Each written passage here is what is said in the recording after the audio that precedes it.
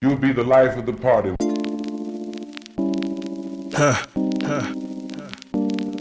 Yeah, yeah. Well, alright. Where you from, courage? Tell them Wanda. A location where dangers hanging, ain't got crime watch. And if you close, 10 seconds could get you 9 shots. I ain't talking about the flu, Where you from, courage? Tell them Wanda. A location where dangers hanging, ain't got crime watch. And if you close, 10 seconds could get you 9 shots. And I ain't talking about the flu. People try to get away, they take a train or flu. But no amount of distance change the pain that you've been through. You take yourself up out the dock, can't take the doubt up out of you. I'm trying to change my shoes, they don't fit cause they've been used. Yeah. Hey, welcome to The Ladder. This is episode 14, and I'm here with one of my favorite people in the world, my mother. Good morning. Go ahead and introduce yourself, I'm mother. Joycelyn Strickland-Egans, Justin's mother, Yep. educator and author. Okay. Short and sweet. You wore a lot of yellow today. Yellow is My her favorite favorite. color. But no, and you know who I am, Young Strick, and I'm here hosting The Ladder. We're doing Black History Month special, so I'm bringing on people that I look up to, people that I believe are making Black history right now. And I don't think there's not many people that I think are more impactful in the community, in their community, than my mother. She's been teaching since they had the etch on stone tablets, and a lot of people credit their success to her classroom, to her taking them under the wing and correcting their behavior, but also helping them love to learn. And so there's a lot of people I know that are doing great things that have come through my mom's classroom. And shoot, I'm one of them. I was in her class too, and yes, it was crazy. Just so you know, you are right in what you're thinking. It was fun though. I had a good time. So I got my mom on here, so I want to ask her some questions. I want to talk to her about Black history. I want to talk to her about being an author. Talk to her about being an educator. So let's start off, I think, with education. What made you choose education? Well, I did not choose education. Education chose me. Okay. I wanted to be a journalist and was on that path. But when I was in third grade, I had a teacher that had a problem, and I essentially took over the class whenever she was in a stupor. So I decided, oh, that was fun. And it was something I thought that I was meant to do because it seemed so natural. So fast forward to when I was a senior in high school, deciding what college I would go to. I visited Howard and KU for their journalism program, but the Lord spoke to me and said, I need you to teach. So I ended up going to Emporia State University. So I just want to make sure I understand. You were on the path to journalism before third grade? No, after. Oh, okay. That's a good question. That's a good So question. in No. kindergarten, I knew I was going to be writing for That's newspapers. funny. Okay, I was just making sure. From Okay. probably fifth grade, because I was on the staff newspaper, the yearbook. Okay. I did a poetry journal every year Okay. during high school. So I just thought that was going to be my destiny. So that's a good Okay. question. Okay. From fifth grade until I was a senior, I knew I was going to be in journalism. Got you. And so when you went to teach at Emporia, did you know you were going to be coming back home to Kansas City to teach? Yes. Was that your goal? That was my goal, Okay. to teach where I came from. It was God's manifestation that it happened to be the elementary school that I went to. I went to Banneker from kindergarten through sixth grade, and then I ended up teaching there for 25 years. Wow, that's pretty cool. Yes. It was. And so one thing I talked about on We Need to Talk, I think it's the first episode. Me and Mike was talking about higher education, Yes. and I was talking about how I've got my master's degree, and I've only had I haven't maybe one. I'm stepping out on a limb saying one, but I've only had one African American male as my teacher. Yes. And I was saying how impactful that's been for me and my view of education. And did that play a role with you wanting to be an educator, or how do you think you, being African American, teaching in a population that's predominantly African American, has had an impact? the first thing parents can relate to me.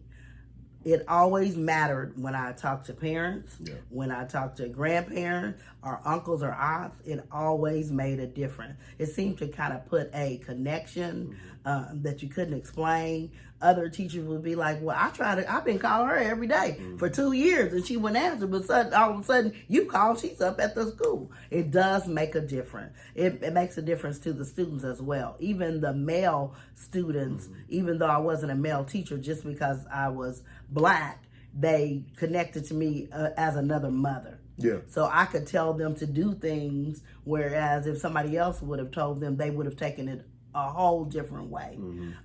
So that immediate connection automatically opened some doors in their minds and their hearts that they could do anything, that they would listen to me not only, but they could aspire to do anything. So it didn't limit them, because when they saw me, they didn't see an oppressor or somebody who couldn't identify with them or somebody that didn't want the best for them. Yeah. So you think it broke down a barrier, allow you to reach them at a deeper level? Yes. And thank God I was in it to educate them, not just to build a relationship, but it starts with the relationship. Yeah. Got you. What are y'all doing at y'all school for Black History Month? Oh, we've done a lot of things. First of all, it helps that I'm over it. So we are doing amazing inventors and powerful politicians, because the Black History theme for the nation is vote.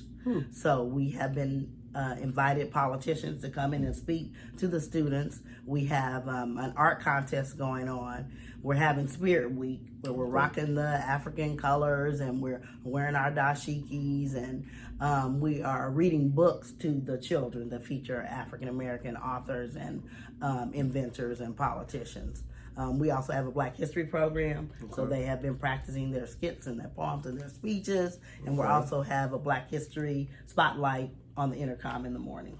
Oh, that's a lot. That's pretty cool. Yes. I was actually talking to one of my students yesterday. He's a senior in college. He's from Florida. He's from Orlando. Oh, yeah. That's cool. And he's Haitian. So I was like, So he's Haitian American though. So he's born here, lived his whole life here. And I asked him, I said, hey, do you know the Black National Anthem? And he was like, mm-mm. And one of my other players was like, what? Because she's from southern Missouri, so Black History 101. She's like barely not from Arkansas, so she's from the South for real. And I always tell him that Florida ain't the South.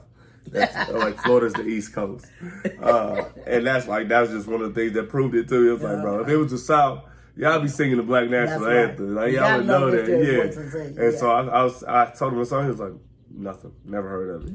And he was like, we don't do Black History. Yeah. And I thought that was crazy, because we've always done Black History. Yes. And all the schools I've been a part of, especially middle school, elementary, and high school. And we do Black History all year, but we just put a more emphasis on it in February. Yeah. And why would we let the world, because it's on commercials at McDonald's, why would we let the world Facebook had a really good commercial yesterday during the All-Star game. They highlighted different Black groups on Facebook.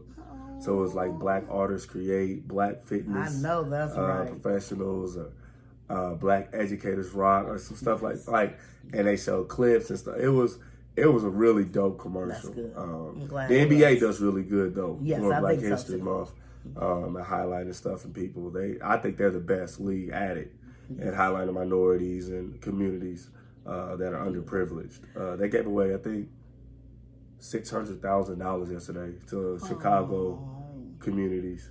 That's great. Community programs during the All-Star game. So that's great. I thought it was pretty cool. Yeah. I was telling my kids, I was like, I know some organization here in Kansas City. They got 600,000. I know, that's right. Change the world. That's right. So, they would be sitting pretty. Yes. But we did have a soul food dinner at work also. And some of the non-Black, not some of them, let me say 3, came to me on the side and said, I don't want to Google it, but what can I bring for a soul food dinner? So I thought that was interesting. And these grown-ups. Yes, grown-ups. And they are dealing with our African-American students. So, and it was fine that they asked me. And it would have been even fine if they Googled it, because it was it turned out very, very well. Anything, but it's just interesting. Anything but your green bean casserole. That's right. Don't bring that to my soul food dinner. Please don't. Or white potato salad. Potato salad looks white. Yeah, no, it has to be yellow. Yeah. Potato salad is yellow. So, yeah. Okay. That was interesting. Cool. I want to kind of switch gears and talk about you as an author. You said you were writing poetry. You were on to be with journalists. So it sounds like being a writer was in your blood early on. Yes. Writing runs in our family. You know, your grandmother's an excellent writer. I've always liked playing with words. I just remember even when I was in the second grade, if we would drive down the street and I would see signs, I would always see how many words I could make out of the letters. Words just fascinated me. So you were playing phone games in real life.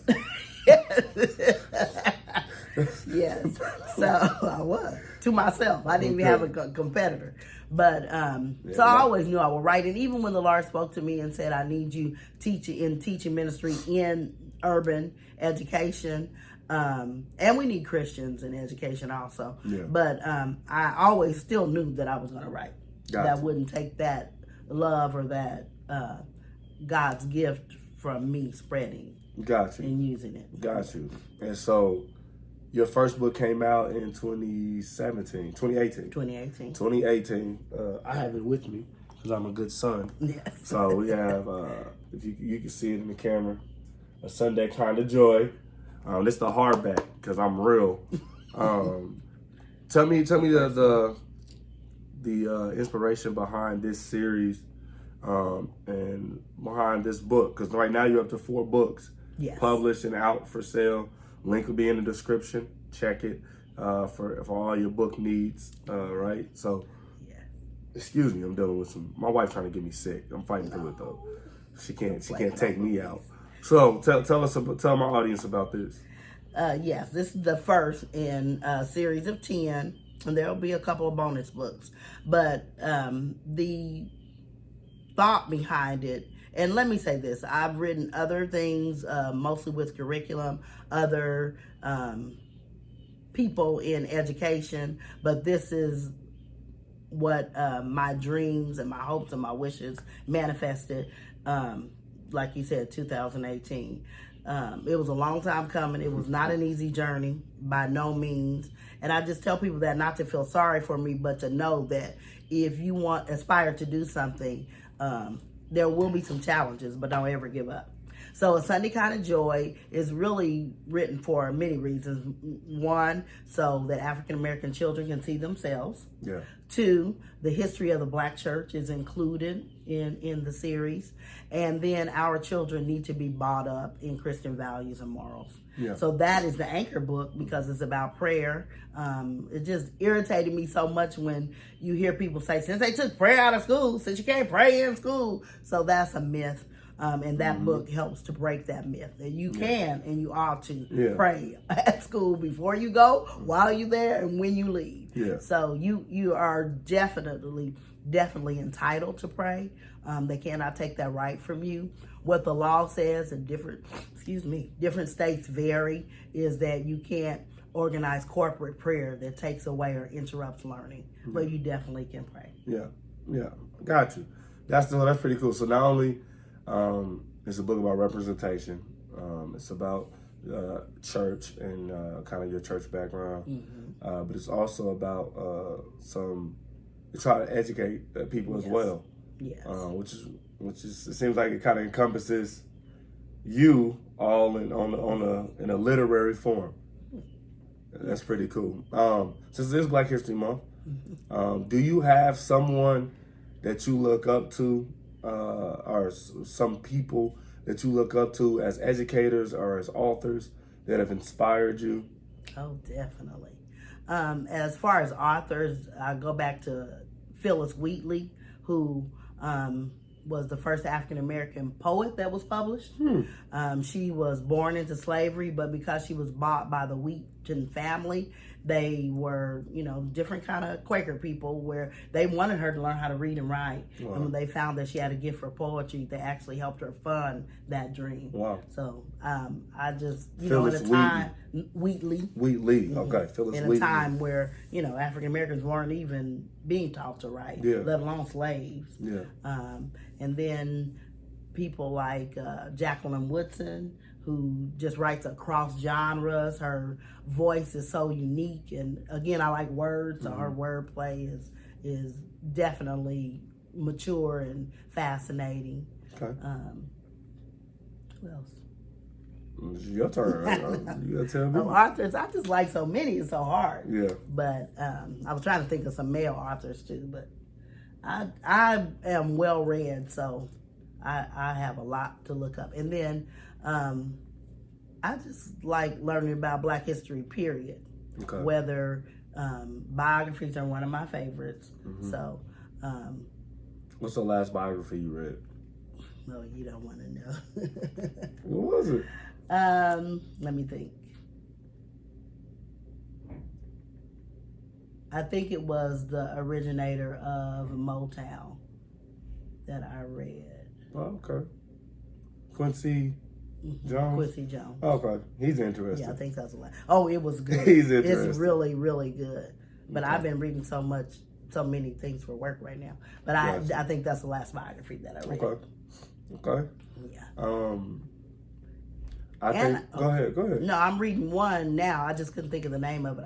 I should know it, but it's somebody I hadn't heard of before. For Black History Month, I try to read about different people, and there was a lady from the South who was a Southern cook. So the book incorporates her recipes that's and cool. her life from down south. That's so really I have cool. to tell you what that one is because that's good so far too. Okay, that's a cool idea for a book. Mm-hmm. Really cool idea for a book. So one thing that we've been talking about too on the ladder, we talk about a lot is entrepreneurship. We talk about what it takes to take your dreams, your ideals to a level that can support you, or even because for some people that's their goal, or even just you can have your ideas out in the world. Some people don't even want to be entrepreneurs full time. They just want their stuff to be available for people because they want to help people. What was the process like from you, from your ideal to you actually holding your book, to you having a book release, to you be able to do that 3 more times? So like, talk to me through that first process, and then talk to me to the subsequent ones. Yeah. Well, in order to be funded, you can do it one of 2 ways. You can fund your dream yourself, especially in publishing. You can self-publish. I had a rough time getting funding at first. So there were lots of query letters sent out to see if anybody was interested. There was lots of going to author publishing fairs because you can bring your work in a synopsis, a summary of it, and see if anybody will feed into it. Lots of people publishing today. If you don't really have a famous name or a famous illustrator, it's really hard to break the ice. But like I said, you have to have tenacity. You cannot give up if you want to see it through. So finally, and this was about, I'll say, at least 18 months later, after I was aggressively like, I'm not going to give up, Christian Faith Publishing reached out to me. And they have more than one kind of plan, and the plan they offered me was they would fund part of it and I would fund part of it. One of the things that I always tell people, because it was a shock to me, I could have paid to have an illustrator children's book. You need at least 12 illustrations, and the least amount I could have paid was $1,700. If I wanted somebody famous to illustrate it, then that would have tripled. So I decided to do the artwork myself. That's a nice little penny. So I did the artwork myself. Again, it was pain. I was learning as I went. It just took a long time. I was sending you guys, texting you pictures, and y'all were laughing. Like, no, that's not going to work. Because the main character needed to look authentic. It needed to be a Black little girl. It's a play on words because her name is Joy, but it's the series is called A Sunday Kind of Joy. Each scripture with a different book, so it's trying to talk to you about being happy or the joy that can't be taken away.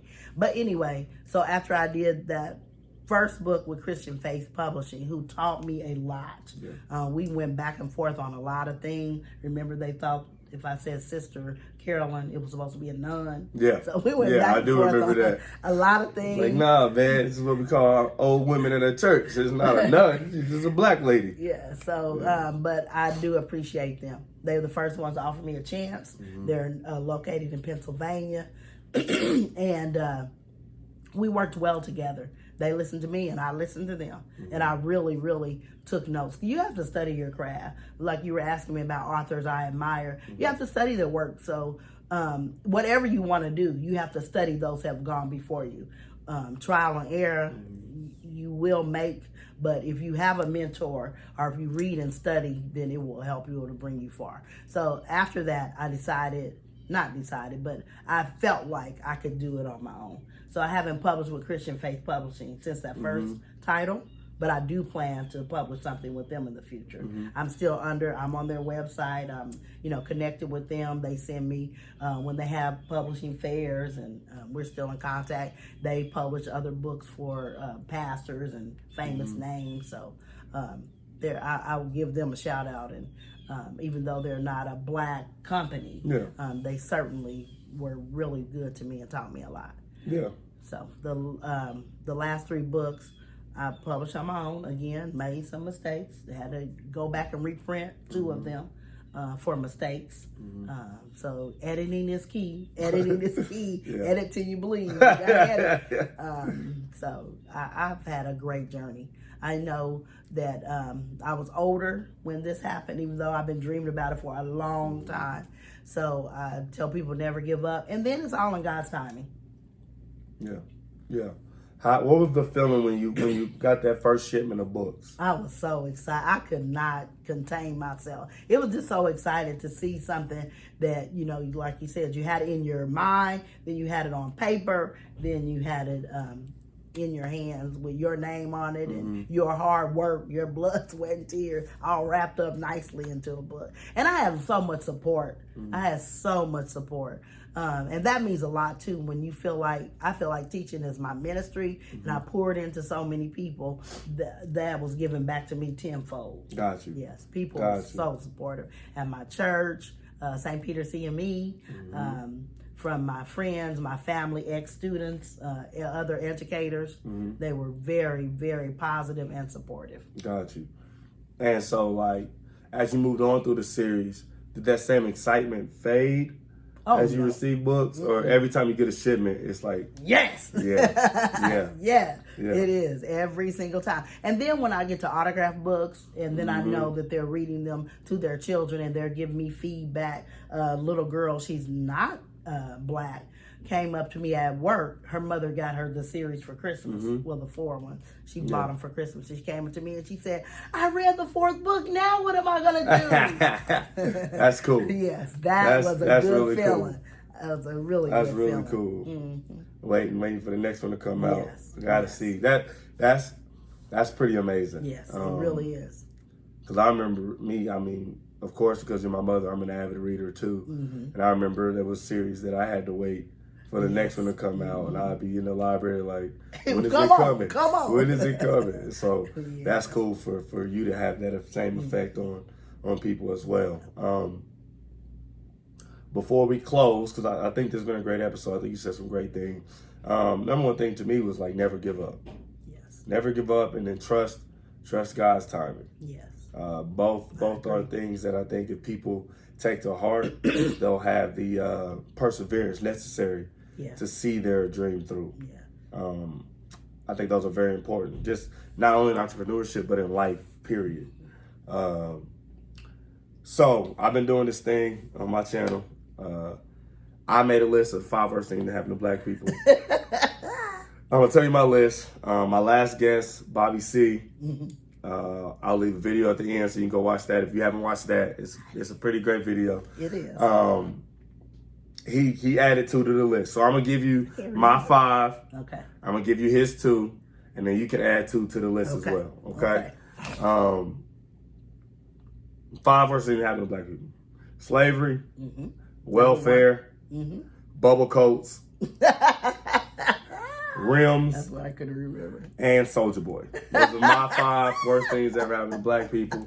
If you want an explanation, go back to episode 12, and I give my explanation for all 5. Trey added 2. Okay. He said fried chicken. Been taking us out for a long time. And he said Easy E. Those are 2 things that he added to the list. Eazy-E's lyrics were not up to his taste. That is funny.